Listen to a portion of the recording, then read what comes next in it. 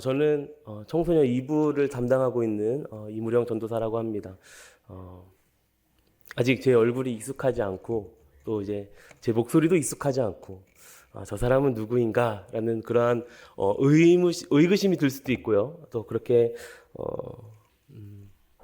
궁금해하실 것 같은데, 그렇죠? 궁금해하실 것 같은데 저는 이무령 전도사라고 하고요.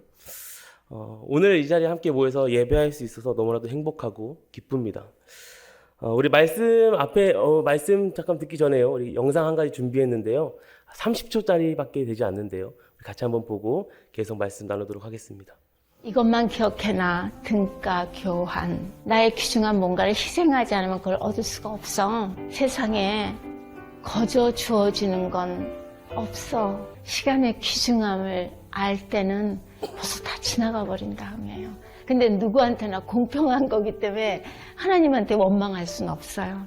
시간은 나한테만 주어지는 게 아니야. 너한테도 주어지고 너한테도 주어지고. 시간은 확 가버려요. 꼭 지난 다음에 안다는 거. 가버린 다음에야 소중한 걸 안다는 게 참 안타깝지만 나만 그런 건 아니니까. 네, 짧은 영상이죠. 우리는 이제 살면서요, 살아가면서 조금만 젊었으면 이라는 말을 종종 하게 됩니다. 조금만 어렸으면 모든 것을 할 수 있을 것인데 우리가 그렇게 많이 생각들을 하죠. 젊음이 주는 장점은 분명히 있습니다. 그런데 문제는 시간은 우리를 절대 기다려주지 않는다라는 겁니다. 시간은 계속 흘러가고 있습니다.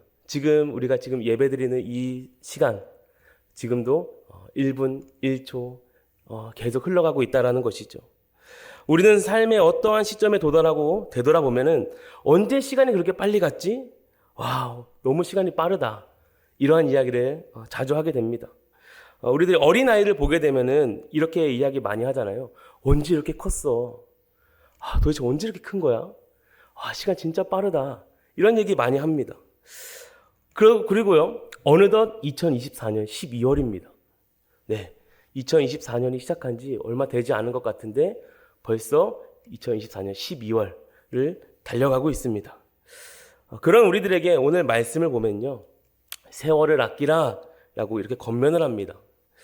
사랑하는 여러분, 주어지는 시간을 어떻게 활용하고 계십니까? 오늘 본문에서도 우리가 이 시간을 얼마나 중요하게 활용해야 되는지를 1절부터 설명해 주고 있는데요. 우리 1절 말씀 다시 한번 읽어볼까요? 다시 보겠습니다.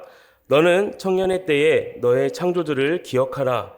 곧 공고한 날이 이르기 전에 나는 아무나기 없다고 할 해들이 가깝기 전에. 아멘. 곧 공고한 날이 이르기 전에 라는 이 말씀이요, 이 세번역 성경을 보게 되면 이렇게 기록되어져 있더라고요. 고생스러운 날들이라고 표현이 되어져 있습니다. 이 전도서 기자는 12장의 처음에 우리에게 아주 핵심적인 메시지를 전해주면서 공고한 날이 우리에게 임하게 될 것이다 라고 이렇게 알려주고 있습니다. 이 공고한 날은 문자 그대로 해석해 보면요, 형편이나 처지가 조금 안 좋게 되었을 때 이렇게 해석해 볼 수가 있는데요. 이 문맥적인 해석으로 살펴보면은 나이가 들고 힘이 없어지는 때라라고 볼 수가 있습니다. 우리가 세상에 살아가면서 느끼는 것처럼 시간은 굉장히 빠르게 지나갑니다. 너무 빨리 흘러갑니다. 젊고 파릇파릇했던 그때가 엊그제 같은데 어느덧 나이가 들어서 머리가 하얗게 되고요. 걸어 다닐 때 다리에 힘이 없기도 하고요. 무언가 무거운 걸 들려고 할 때 들 자신이 없게 되고요. 그렇게 된다라는 것이죠. 이렇게 시간은 빠르게 지나가고 있습니다. 우리가 가진 이 젊음, 영원할 것 같은 이 젊음인데요, 시간의 흐름에 따라서 영원하지 않다는 것을 우리가 몸소 체험하고 있다는 것입니다. 저도 아직 나이가 그렇게 많지는 않지만요, 진짜 많지 않습니다. 나이는 어린데 대학교만 다닐 때만 하더라도 잠을 조금 못 자는 거는 괜찮았어요. 힘들지 않았습니다. 어렵지 않았어요. 그냥 하루 안 자는 것 좀 괜찮았습니다. 그런데 이제는 잠을 안 자면 안 되겠더라고요. 잠을 안 자면 그 다음날 아무것도 할 수가 없겠더라고요.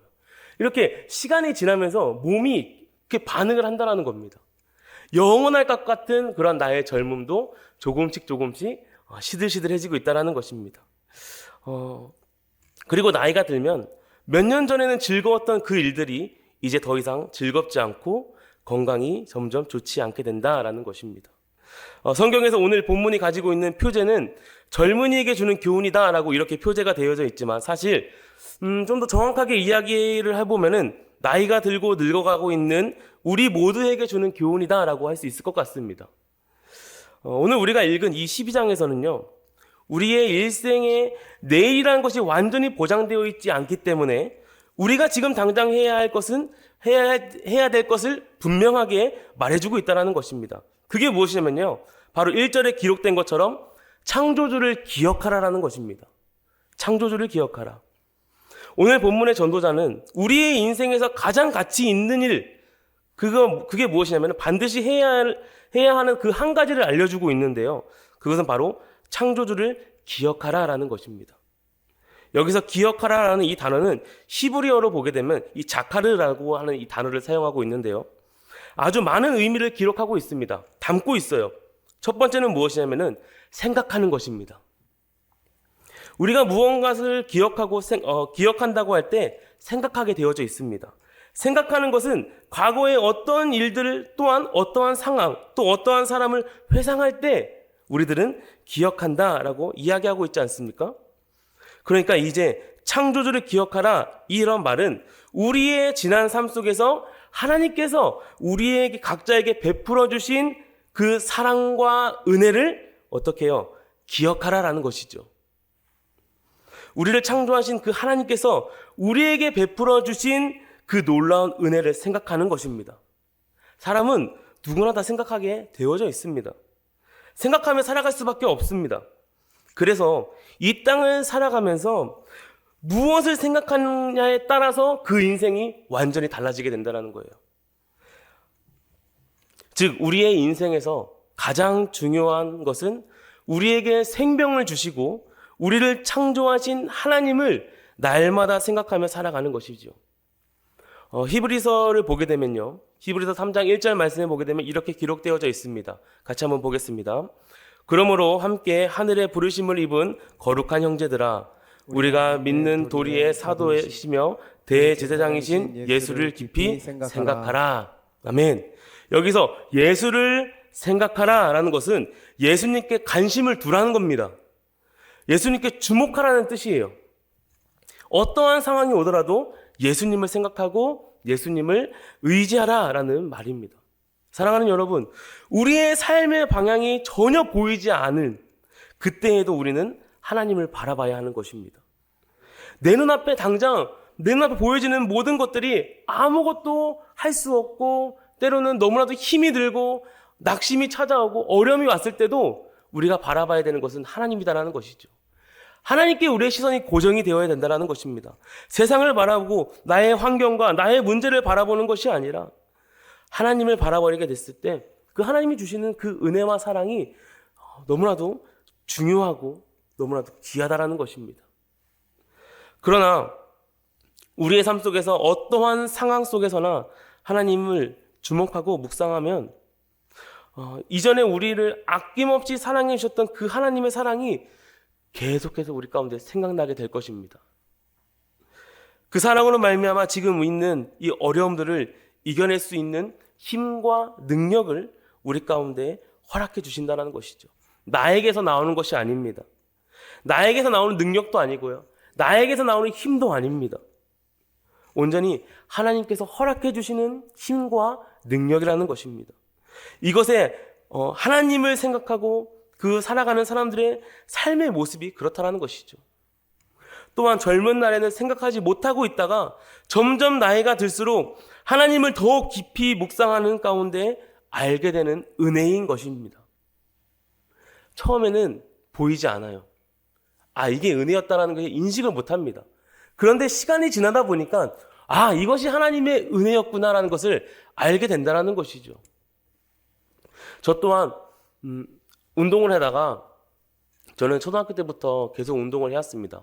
고등학교 2학년 때까지 운동을 했었어요. 그 운동을 그만두는 그 시점 가운데에서 하나님을 만나고 또 하나님을 정말 인격적으로 만나서 영접하는 그 순간까지의 그 모든 그 과정 가운데 하나님의 은혜라는 것을 깨닫게 되는 그 순간 완전히 무너지게 된다는 것입니다. 내가 잘났고 내 힘으로 할 수 있었다라는 모든 것들이 다 산산조각이 나버리게 되고 하나님만을 바라볼 수밖에 없게 만들어주신 그 놀라운 사건들이 있다는 것이죠. 우리 그리스도인들에게는 이러한 간증들이 또한 이러한 사건들이 분명히 있습니다. 내가 하나님을 만난 그 사건 말이죠. 그 가운데 하나님은 우리를 만나주시고 내가 하나님을 더욱더 깊이 있게 생각할 수 있도록 만들어준다는 것입니다. 하나님은 우리를 그냥 가만히 두시지 않으세요. 더 하나님을 만날 수 있도록, 더 하나님을 가까이 할 수 있도록, 하나님을 더 생각할 수 있도록 하나님은 우리를 만들어주셨다는 것입니다. 그렇기 때문에 하나님을 가까이 하기 위해서는 우리가 그 하나님의 말씀 가운데 집중해야 됩니다. 우리가 날마다 삶을 살아가는 가운데 하나님의 말씀을 놓치게 되면은 그 하나님을 가까이 할 수 없습니다. 그러기에 하나님을 가까이 하고 그 하나님을 사랑하기 위해서는 그 하나님 그 말씀을 우리가 더 깊이 묵상하면서 살아가야 된다는 것이죠. 자, 두 번째로 이 자카르는 이 단어 가운데 집중하다라는 뜻도 가지고 있습니다. 집중하다. 기억한다라는 것은 무언가 집중할 때 가능한 일입니다. 우리의 인생에서 참 중요한 것을 놓치며 살아갈 때가 너무나도 많습니다. 우리가 중요하다, 가치 있다라고 생각하는 것들을 생각은 하지만 놓치는 일들이 너무나도 많다라는 거예요. 오늘 본문 이 전도자의 모습 가운데 우리가 젊었을 때 조금 더 힘이 있을 때 집중해야 할 것을 이야기하는데요. 바로 다른 것이 아니라 하나님이다라는 것이죠.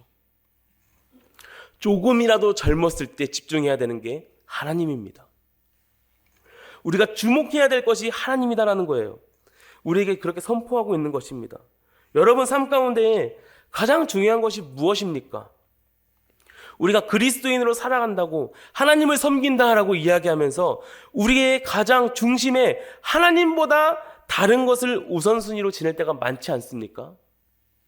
때로는 나의 건강 때문에, 때로는 나의 물질 때문에, 때로는 나의 자녀들 때문에 나의 중심 가운데 하나님보다는 다른 것들을 채워가고 있지 않습니까?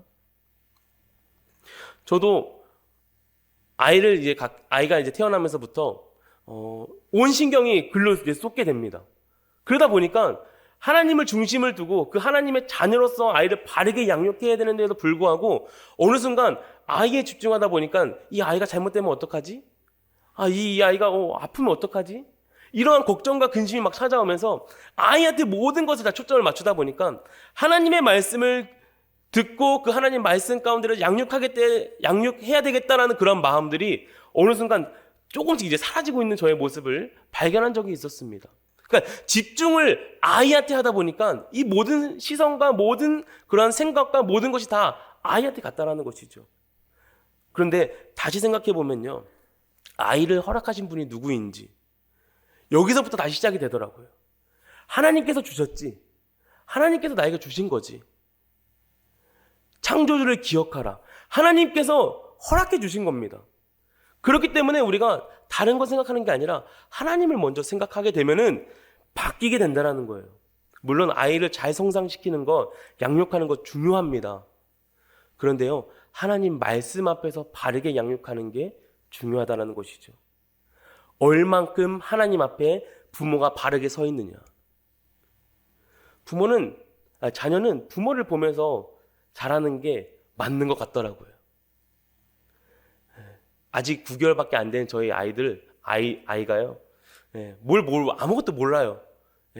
아무것도 모르고 그냥 아빠 봐도 엄마라고 하는 그 아이한테 그 아이가 막 따라다니면서 그렇게 얘기하더라고요. 막 쫄래쫄래 따라다녀. 오늘 아침에도 현관문을 딱 열고 나가려고 할 때 막 기어와가지고 막 손을 안 흔들어주고 저희 이렇게 문을 이렇게 가드를 이렇게 쳐놨거든요. 현관 앞에. 이렇게 막 이렇게 흔드는 거예요. 같이 가자고. 근데 그런 모습 가운데에서도 이 아이를 어떻게 보면 어떻게 하나님 앞에 잘 양육시킬 수 있을까? 내가 가르칠 수 있을까? 그런 고민 가운데 하나님이 주신 간단한 그 잠깐의 그 순간에 하나님이 주신 생각은 하나님의 말씀을 가까이 할 수 있도록 이 자녀를 키우는 것. 물론 쉽지 않겠죠. 많은 미디어에 노출되어 있고요. 살아가기 힘든 그런 상황 가운데서도 하나님의 자녀는 하나님의 자녀답게 키워야 되는 그런 방법을 하나님이 생각하도록 만들어 주신다라는 겁니다. 오늘 이러한 모습들 가운데 전도서 기자는요 이렇게 말합니다. 우리가 꿈꾸고 바라는 모든 것이 다 하나님 안에 있기 때문에 이 세상의 다른 것에 집중하는 것이 아니라 우리의 전부이신 하나님께 집중하며 살아가는 것이 가치 있는 일이다라는 것을 알려주고 있습니다. 하나님께 집중하며 살아가는 것, 어떠한 상황에서도 하나님을 잃어버리지 않는 것, 어떠한 상황에서도 하나님을 기억하면서 살아가는 그러한 삶, 그 삶이 하나님께 집중하며 살아가는 삶입니다. 시간을 낭비하는 그 인생만큼 참 어리석은 인생이 없습니다. 혹은 지금 뒤죽박죽 어떻게 살아가고 있는지 모르는 그런 상황에 우리가 놓여 있다면요, 우리는 가장 먼저 하나님을 가까이 해야 된다는 것을 잊지 마시기 바랍니다. 하나님을 더욱 가까이 하며 교제하며 살아갈 때 하나님께서 우리에게 놀라운 길을 제시해 주십니다. 하나님의 말씀을 부지런히 듣고요, 그 말씀 앞에 서고 또 그 말씀 앞에 엎드려지면서 그렇게 하나님 앞에 나아가는 자들은 반드시 하나님은 그 길을 알려주시고 인도해 주시는 하나님이시다라는 것이죠. 길이요 진리요 생명이신 그 주님께서 그 길을 인도해 주십니다. 그러기에 우리는 그 예수 그리스도 하나님을 더욱더 믿음으로써 기도하며 간구하며 살아가는 그러한 인생이 되어야 된다는 것입니다. 근데 첫 번째 뭐라고 이야기했냐면 하나님을 기억해야 되는 거예요. 하나님을 기억하지 않는 인생은요 그렇게 살아갈 수가 없습니다. 왜요? 삶의 우선순위가 하나님이 아니기 때문에 그렇습니다. 삶의 우선순위가 하나님인 사람은 생각하는 것부터 다르고요, 행동하는 것부터가 다릅니다. 그의 인생이 하나님이 주인 되시구나라는 것이 몸에서 나온다라는 거예요. 그래서 세 번째, 이 자카르는 단순히 이 두뇌의 작용 속에 우리의 기억하는 정도의 의미가 아닙니다. 이 단어는 어떠한 의식이나 또 무의식 속에서 깊이 있는 무언가가 솟구쳐 오를 때 어떠한 행동을 불러 일으키는 단어로서도 사용된다는 거예요. 단지 잊지 마라, 기억해야 하니까 잊지 마라, 이런 의미가 아니라 하나님이 원하시는 뜻에 순종함으로 말뿐 아니라 행동으로 보여주라는 그런 의미도 내포가 되어져 있다라는 것입니다. 우리는 우리는 평소에 기억하는 대로 많이 몸이 움직일 때가 많이 있습니다. 몸이 기억한 대로 움직이는 거죠. 기억한 대로 몸이 저절로 움직이다 보니까 습관이라는 게 무섭다라는 말이 나오는 겁니다. 습관이라는 게 무섭다. 아침에 제일 먼저 눈을 떠서 하는 일이 무엇입니까?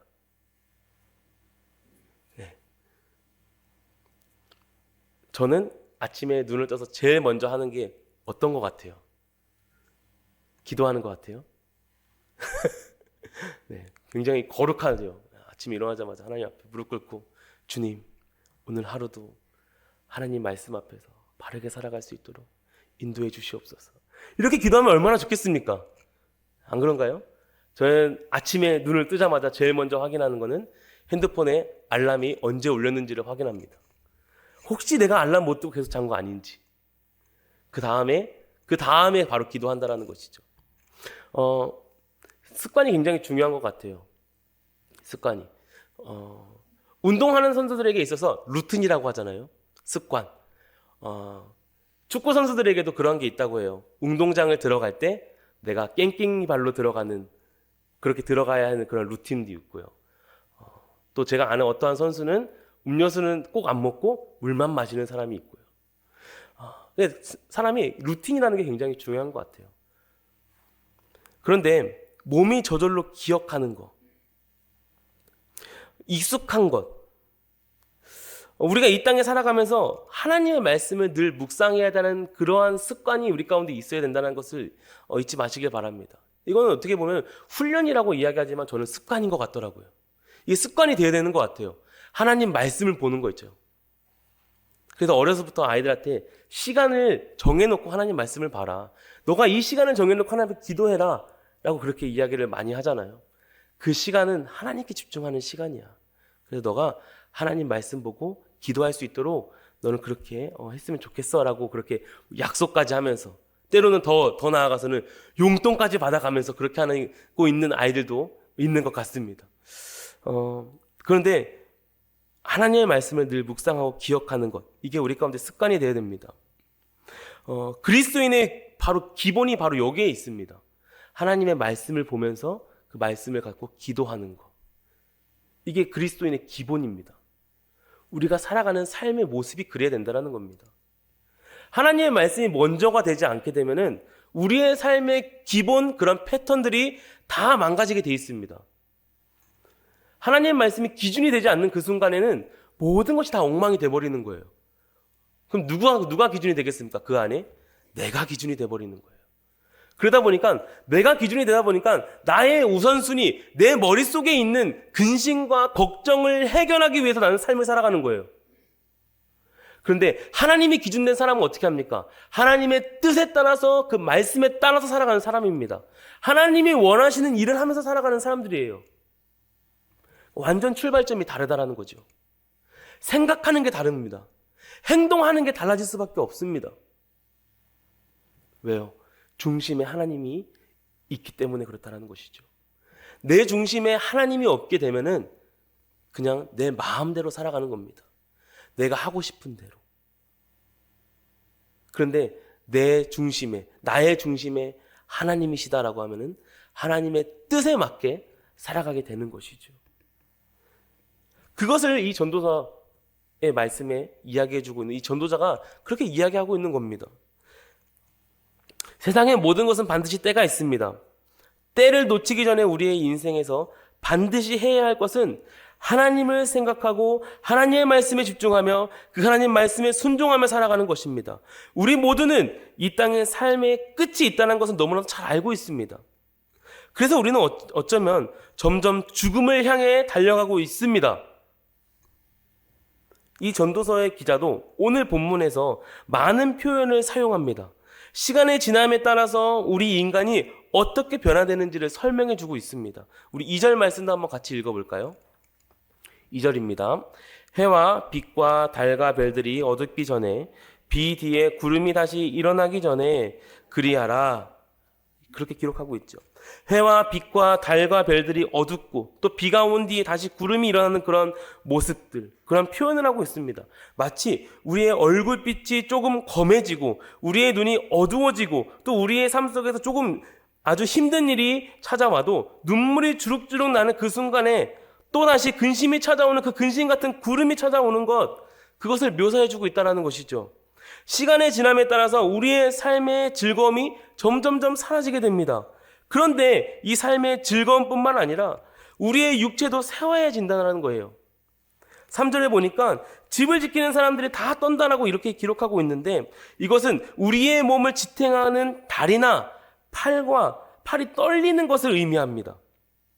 또 힘 있는 자들이 구부러진다는 것은 우리를 지탱하고 있는 등뼈 또는 허리가 굽어지는 것을 표현하고 있는 것이고 또 맷돌질하는 자들이 적다라는 것은 우리의 이가 이제 빠져서 음식을 잘 씹지 못한다는 그러한 상황을 가르치고 있는 겁니다.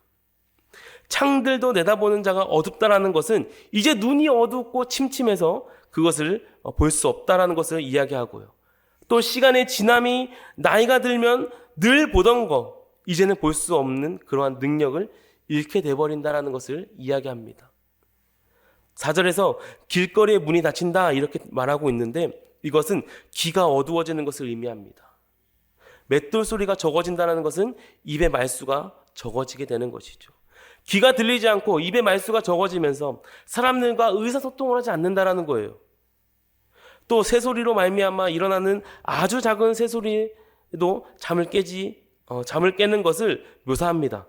민감해져서 우리가 푹 잠을 못 자게 되는 것이죠. 또 나이가 들면서 이 젊을 때 담대함도 사라지게 됩니다. 젊었을 때 두려움이 없지만 나이가 들면서 점점 두려워지는 게 많아지게 됩니다. 높은 곳에 올라가는 것이 두렵습니다. 심지어 위험물이나 강도를 피할 능력이 없어서 길거리 지나가는 것도 무섭게 됩니다. 모든 것이 두렵게 된다는 거예요. 그리고 마치 살구나무 꽃이 피듯 머리도 휘어지게 되는 것이죠. 젊었을 때는 메뚜기처럼 높이 뛸 수 있을 것 같은 그런 체력이 이제는 아무리 높이 뛸 수 없는 그러한 육체의 연약함을 경험하게 된다라는 것이고, 끝내는 우리 모두 다 영원한 집으로 돌아가게 될 것을 이야기하고 있습니다. 여러분, 전도자가 기록한 것처럼 우리의 인생은 반드시 점점 새하여지게 되어져 있습니다. 오늘 이 전도자 6절에 보게 되면 본문과 첫 교훈으로 들어가는 우리의 삶은 유한한 것임을 반드시 기억하고, 지금 당장 무한하신 창조주 하나님과 함께 누리는 축복된 삶을 살아갈 것을 요청합니다.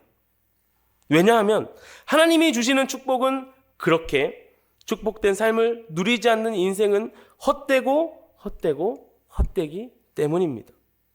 전도자는 8절에 헛되고 모든 것이 헛되도다라고 이야기하면서 자기가 그동안 수많은 책을 짓고 수많은 연구를 해왔고 이것이 모두 다 자신의 필요하게 할 뿐이었지 진정한 기쁨이 되지 않았다라고 이렇게 고백하고 있습니다. 그리고 13절에 궁극적으로 사람이 해야 될 일들을 우리에게 권면을 하는 것이죠. 13절 말씀도 우리 한번 같이 읽도록 하겠습니다. 일의 결국을 다 들었으니 하나님을 경외하고 그의 명령을 지킬 것, 이것이 모든 사람의 본분이니라. 아멘. 여러분, 종종 신앙생활을 하다 보면은 차라리 이 세상에서 즐거운 것을 다 누리며 살다가 마지막 때에 내가 하나님 만났으면 얼마나 좋을까 라는 이러한 생각을 하는 사람들도 있지 않을까요? 저도 한번 그렇게 생각을 해본 적이 있었습니다. 세상에서 누릴 거 다 누려보고 재미나게 살 거 다 살아보고 내가 마지막에 나 예수님 믿을 거야 하면서 예수님 믿으면 되지 않을까? 라는 그런 생각을 해본 적이 있습니다. 괜히 일찍 하나님 만나서 세상 사람들이 즐기는 그 수많은 즐거움 누려보지도 못하고 너무 아쉽다. 이런 생각 저는 해본 적이 있습니다. 여러분이 안 해보신 것처럼 이렇게 표정들이 저한테 이렇게 거룩하지 못하지? 하는 그런 표정을 이렇게 좀 보이시는 것 같은데, 정말 이 땅에 살아가면서 한번 누릴 거 좀 더 누려보고 가질 거 좀 더 가져본 다음에 마지막에 예수님 만나고 그렇게 믿으면 되는 거 아닌가? 믿어서 죽으면 되는 거 아닌가? 하는 생각을 한 적이 있었는데요. 오늘 이제 설교를 준비하면서 그 모든 게 다시 한번 산산조각 났습니다. 참 한심한 생각이었다는 것을 다시 한 번 더 깨닫게 되는 그런 말씀이었어요. 그리스도인은 인간의 차원을 넘어서는 기쁨이나 인간이 가지는 그 쾌락이나 즐거움을 넘어서 참된 그런 기쁨과 그리고 하나님을 누리며 살아가야 된다는 것을 다시 한 번 더 말씀해 주시는 것 같더라고요. 하나님을 예배하고 그 하나님 말씀의 놀라우심을 경험하면서 사는 삶이 세상이 줄 수 없는 참된 기쁨이고 또 세상에 줄 수 없는 참된 행복이라는 것입니다. 오늘 전도자는 젊은 시절 창조주 하나님을 기억하라. 기억하지 않는 인생은 헛되다라고 이렇게 고백을 합니다. 하나님 없는 인생은 그저 그러한 인생이다라는 거예요. 그러나 우리가 조금이라도 젊었을 때 창조주 하나님을 생각하고 집중하며 그분의 뜻에 따라서 행동하는 인생은 그렇지 않다라는 겁니다. 헛되다의 반대말은 의미가 있다라는 것입니다. 여러분, 현재 어떠한 인생을 살아가고 계십니까? 인생을 더 가치 있고 보람 있고 의미 있게 보내시기를 원하십니까? 지난 날을 되돌아볼 때 참 기쁘다, 행복하다, 가치가 있다, 이러한 고백이 나오시기를 원하십니까? 그렇다면 지금 조금이라도 더 젊었을 때 하나님보다 더 중요하게 여기고 있는 그 모든 것들을 다 내려놓으시고 그 자리에 하나님을 두시기 바랍니다. 그것이 우리가 지금 삶을 살아가면서 해야 할 가장 중요한 일이고 가장 먼저 해야 될 일인 줄 믿습니다. 저는 오늘 본문 말씀을 묵상하면서 참 큰 은혜를 받았는데 그 중에 딱 한 단어가 저의 마음을 가장 뭉클하게 했습니다. 그것이 바로 무엇이었냐면요, 이 창조주 하나님을 기억하라 라는 앞에 나오는 단어입니다. 그게 무엇이었냐면 바로 너희라는 단어였습니다. 너희. 그냥 창조주라고 표현하지 않고요, 너희라는 소유격을 붙여서 표현하고 있습니다. 성경에 자주 하나님 앞에 너희라는 이 소유격을 붙여서 표현하는데요, 너의 하나님 여호와가 나는 너의 하나님이라, 나는 너의 하나님이 됨이라, 이렇게 우리에게 친근하게 표현해 주고 있습니다. 하나님은 우리 한 사람 한 사람의 하나님이 되고 싶어 하십니다. 그 하나님이 되십니다. 하나님은 언제나 그 누구보다 여러분 한 사람 한 사람과 함께 하기를 원하십니다. 우리 각 사람 한 사람의 그 한 영혼과 교제하고 싶어 하십니다. 늘 초점이 우리에게 있다라는 것입니다. 이 세상을 창조하신 것도 우리 때문이었습니다. 예수님을 보내신 것도 우리 한 사람 때문이었습니다. 그를 십자가에 달려 죽게 한 것도 우리 한 사람 때문이었다라는 것이죠. 예수님이 오신 그 이유가 누구 때문이에요? 바로 우리 때문이라는 것이죠. 우리 한 사람 때문이었다라는 것입니다. 우리 주님은 그렇게 우리 각자의 삶 속에서 놀라운 그 은혜와 사랑을 베풀어 주십니다. 그리고 이후에도 여러분 한 사람 한 사람에게 의미를 있고 가치 있는 인생을 살아갈 수 있도록 하나님은 만들어 주신다라는 것입니다. 어느덧 2024년 마지막 달을 보내고 있습니다. 그 2024년을 어떻게 보내고 계십니까? 하나님을 깊이 만나고 계십니까? 아니면 조금 후회스러운 날을 보내고 계십니까? 주님께서 우리에게 가장 가치 있는 삶을 알려주셨습니다. 하나님을 기억하는 겁니다. 하나님을 기억하는 것. 그걸 잊지 마시기 바랍니다. 창조주 하나님. 그 하나님을 기억하면서 가치 있는 삶을 살아가시기를 간절히 소망합니다. 그것만큼 가치 있는 일이 없습니다. 우리 삶 속에서 가장 우선순위가 되어야 될 그 예수 그리스도. 우리 삶 속에서 가장 가치 있는 것, 하나님을 기억하는 것, 그 삶을 살아내시는 저와 우리 성도님들 되시기를 간절히 소망합니다.